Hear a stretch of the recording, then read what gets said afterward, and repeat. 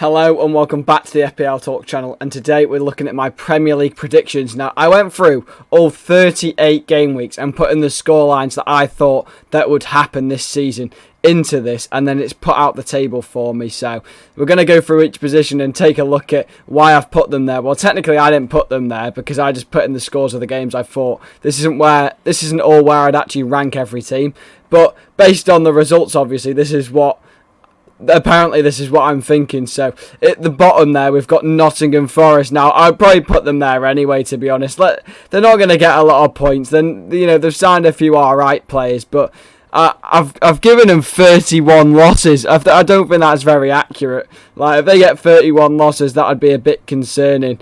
And I've also given 31 losses to Fulham and Bournemouth, but to be honest, that could be the bottom three. I thought Brentford or Southampton might have been in there, but I've obviously given Southampton and Brentford a bit more credit.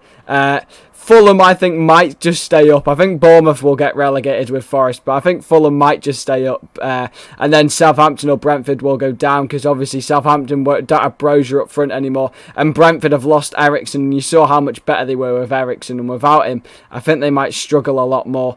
But that bottom three, I'm literally making them all do the Norwich City. And then above that, I've also got Leeds sitting there in 16th. I think Leeds could just survive. They've obviously got the Rafinha and Calvin Phillips money, so it'll be interesting to see how they do with that one. And then I've also got Everton above Southampton in 14th.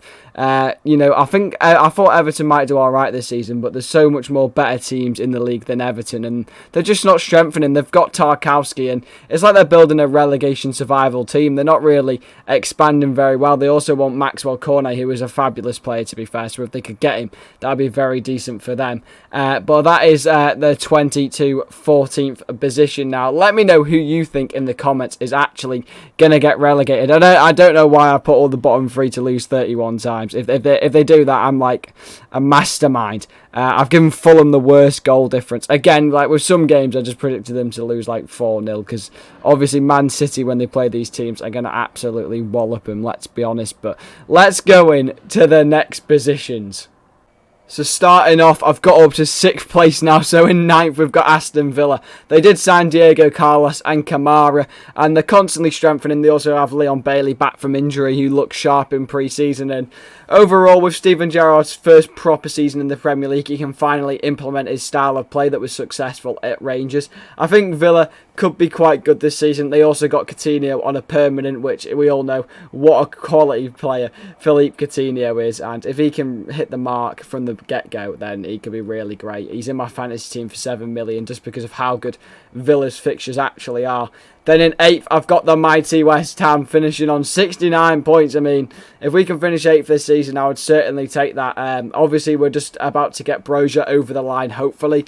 And that is just what we needed. We've had Antonio up front by himself for so long now. And with his hamstrings and his age, he just can't play the volume of games he has for another season, really. So, Brozier, we're getting someone who's young, strong, pacey, exactly what we need. And obviously, he's already had that Premier League experience with Southampton, and he played us last season. And I remember he came off the bench in, I think, the FA Cup, and he just absolutely battered us. So it'll be finally nice to have him on our side. And again, we're also looking at strengthening in some other positions. We were linked with Dan Juma, that one fell through. We signed Downs in centre mid, so we are getting a bit more depth as we go along. And that's exactly what we need with European football in the Conference League, because if we don't get this depth, then we are going to struggle, and other teams around us will be more successful, especially the ones that aren't in Europe, for example, Newcastle United. But in 7th, I have got Manchester United, and that is a bit of a controversial one now. Yes, they're signing with Milicia, and who else have they signed? Martinez for a big price, but I'm not going to judge Martinez because I've obviously not watched him play, and people are very quick to judge the price tag. But let's be honest, you never sat down and watched the Eredivisie and watched Ajax play. You might have seen him once in the Champions League, but he could be quality for all I know. And obviously Ten Hag trusts him because he's worked with him before, so he could be a very successful one. We'll just have to wait and see. And yeah, United are looking very nice in pre-season, and personally, if I was to, if I chose this, even though I did choose it, but if I was to rank positions that I thought they would come in, I'd probably put United a bit higher, but obviously I was just going result by result, and they ended up at 7th. And then at 6th, we've got Newcastle United now. I'm sure Newcastle fans would be absolutely buzzing if this was to happen, because of how great this would be for them getting European football once again. Obviously, I think they'll do quite well this year. They're always strengthening. They've finally got those transfers gelled in from January. Bruno Guimaraes really looked in form, and they also got Kieran Trippier, who did get injured, but he'll be returning. He was a big player for him. And I can really see Newcastle performing well this year. Obviously, they're probably going to sign a few more players as well, but that is the tops, well, not the top six, that is the bottom to the 6th place position. Now we are going to look at the top 6. So I've looked at the bottom all the way up to 6th place. Now we do have the top 6th, and in 5th I have Arsenal. Now Arsenal could even finish in the top 4, to be honest. They've looked very sharp in pre-season.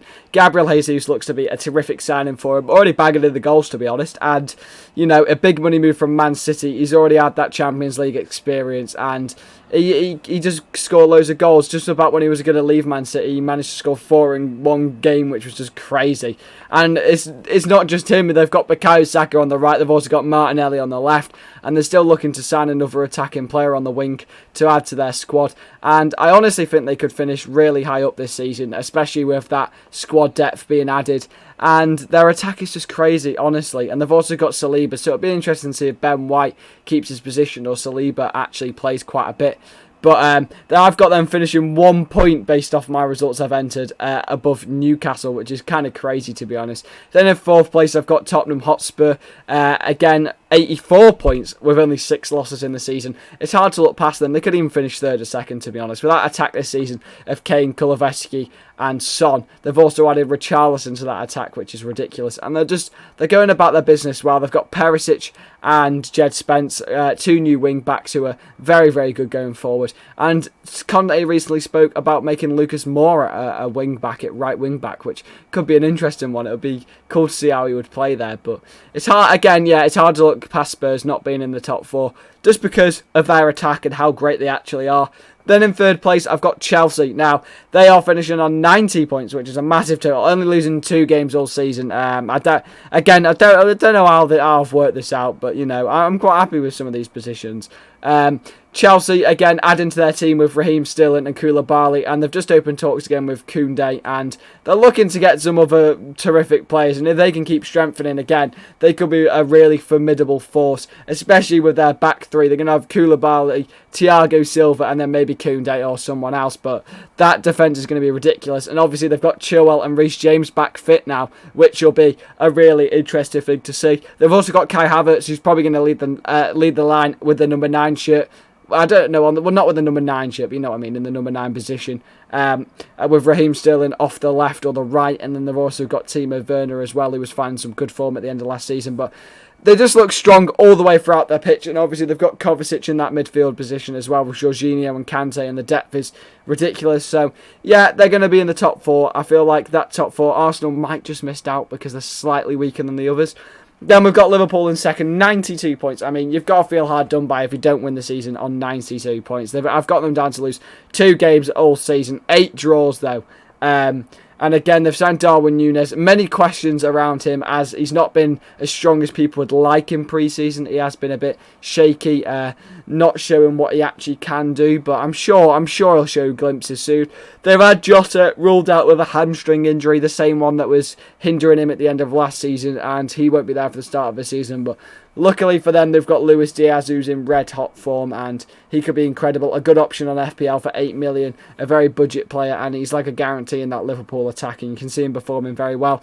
They've also got Mo Salah, who obviously is just ruthless in front of goal, the highest scoring FPL player last year, and he's really going to help them compete for that title. But you know, there's just no looking past that Man City team. Now, the amount of depth they've signed Calvin Phillips, it's just, you know, they've got Rodri, Calvin Phillips in the CDM position now, and that's Calvin Phillips just acting as bloody cover. And they've also got Haaland up front with Alvarez. It's just crazy depth, to be honest. They've stole Sterling, which could free up more game time for Mahrez, Grealish and Foden. So this game time could really benefit them and make them play far, far better.